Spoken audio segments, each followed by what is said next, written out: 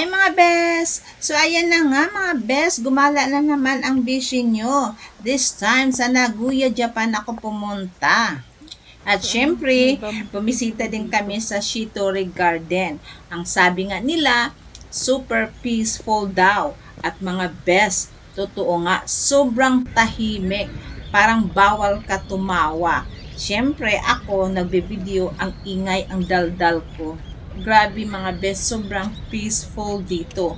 Ang daming green, may waterfall sila, may river, may koi pond, very nature vibes talaga.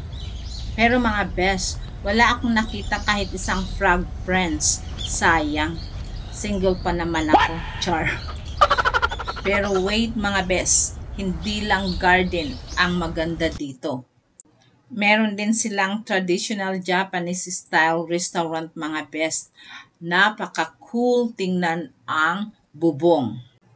As you can see mga best, yung kesame or ceiling is made of bamboo. Grabe, ang ganda talaga tingnan mga best, di ba? Ang ganda.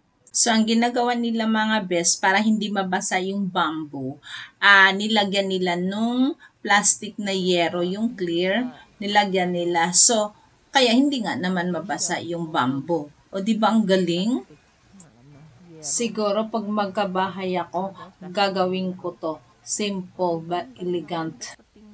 So, even yung walls, mga best, kawayan din. Sobrang nakaka-relax yung design. As in, legit kawayan. Parang bahay ni Lula sa probinsya, pero sosyalin version. Ano?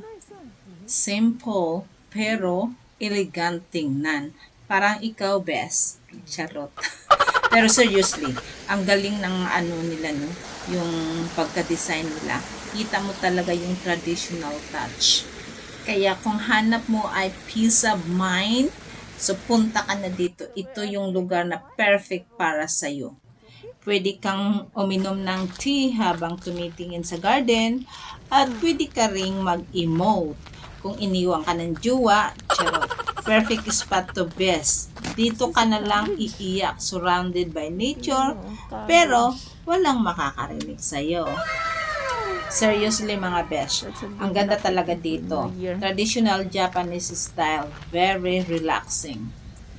So ayan mga besh, kung maligaw kayo sa Nagoya, puntahan niyo talaga yung Shitori Garden at mag-enjoy talaga kayo doon. That's all for today. Don't forget to like, share, and follow. Kung gusto niyo pa ng ganitong travel, until next chika. Bye mga besh!